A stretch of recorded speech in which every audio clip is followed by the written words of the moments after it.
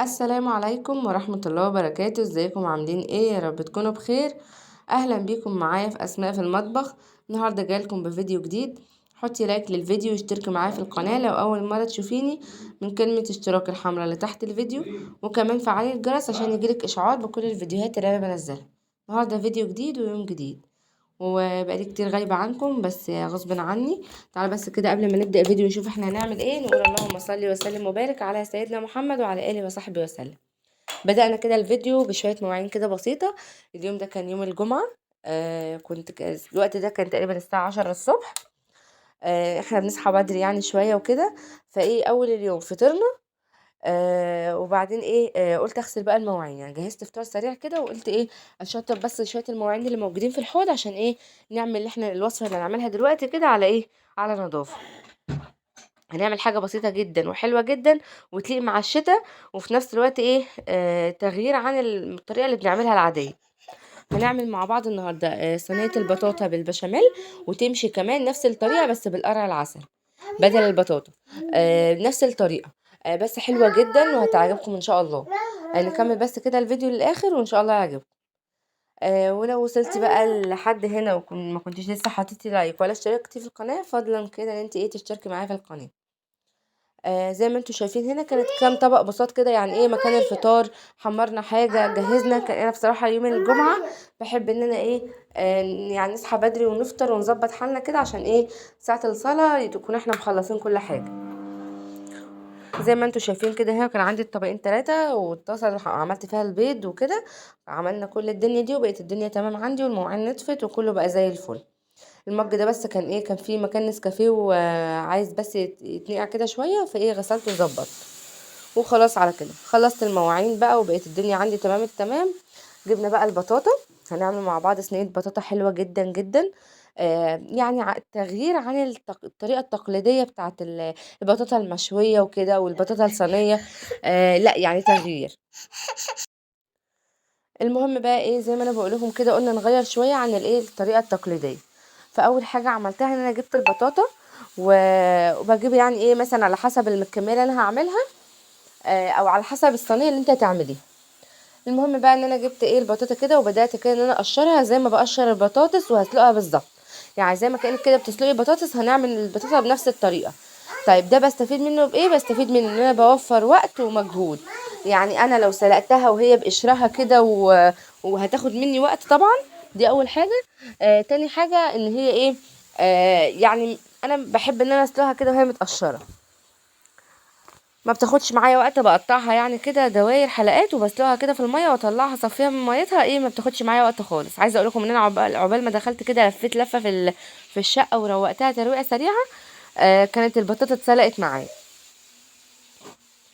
المهم بقى هنا ايه كنت بصوا زي ما انتم شايفين هخلص الكميه كلها بتاعه البطاطا واقشرها انا مع نفسي عشان ايه يعني ما اطولش عليكم الفيديو اكتر من كده.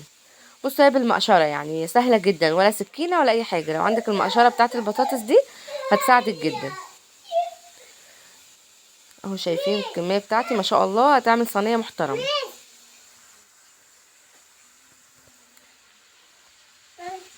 المهم بقى هنا ايه بصوا كنت خلاص قربت اخلص الكميه ما اخدتش معايا وقت خالص.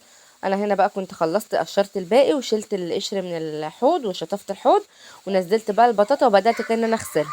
وطبعا البواقي اللي موجوده في البطاطا دي انا وبقطع لو لقيت حاجه عايزه تتشال هبدا ان انا ايه اشيلها وكده. المهم بقى ايه هجيب الطبق. بدات كده ان انا اشيل الحاجات اللي زي ما قلت لكم حاسه ان هي عايزه تتشال من البطاطا بشيلها كده وانا ايه بقطع بالسكين. وبدات كده ان انا اقطعها دواير. وبعدين جبت حله فيها ميه مغليه وحطيت الايه البطاطا تتسلق. هنا بقى كانت البطاطا اتسلقت معايا وشايفين كانت هتقع من ايدي، بس الحمد لله احنا كده كده الدنيا نظيفه ومفيش اي حاجه. فايه البطاطا زي ما انتم شايفين ما شاء الله اتسلقت معايا كويس جدا. يعني ايه انا سبتها لغايه ما تتهري. المهم بقى ايه بعد ما سلقتها رحت بدات كده ان انا اضيف عليها السكر وكيس فانيليا. طبعا هنا في المرحله دي تقدري تضيفي الحاجه اللي انت عايزاها.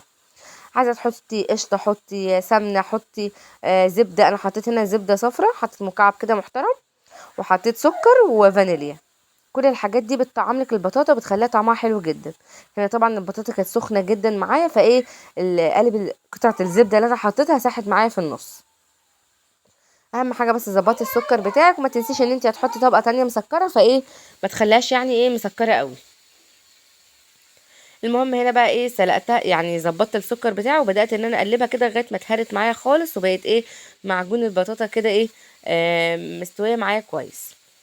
هنبدا بقى كده نجهز دلوقتي البشاميل بتاعنا اللي احنا هنحطه على الوش. هنا بقى اول حاجه عملتها ان انا جبت البطاطا وفردتها كده على الصينيه، دي اول طبقه. اهم حاجه بس انت حاولي تدهني الصينيه بتاعتك كده مسحه من الزبده زي ما انا دهنتها.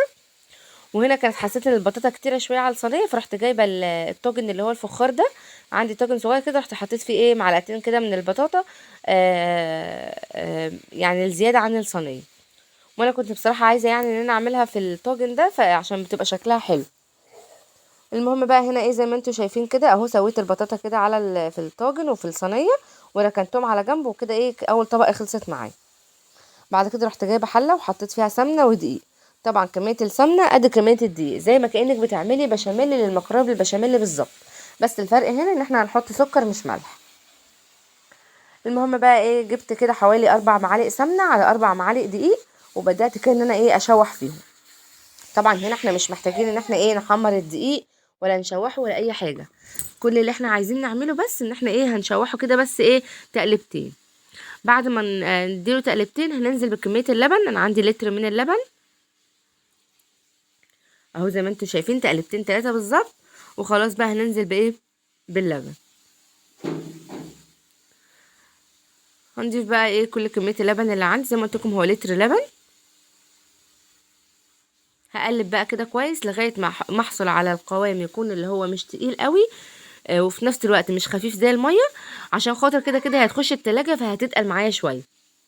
المهم بقى ايه هنا في الوقت ده عايزه تحطي كريم شانتيه حطي، عايزه تحطي قشطه حطي، اللي انت حابه الاضافه اللي انت حابه تحطيها حطيها. بس هنا انا عملت بشاميل عادي جدا وحطيت له السكر بتاعه. هنا بقى شايفين القوام بتاعه بقى عامل ازاي، كريمي جدا وحلو، ولا هو خفيف زي الميه وفي نفس الوقت مش تقيل تخين قوي يعني سهل الفرد كده على طبقه البطاطا. المهم بقى ايه هفرد كميه البشاميل كلها على الصينيه وعلى الطاجن، وتعالوا بقى اوريكم بعد ما فردتهم. هنا بقى شايفين ما شاء الله بعد ما سويت الصينيه بقى عندي طبقه كامله كده من البشاميل وطبقه من البطاطا تحت. هدخلهم بقى الفرن.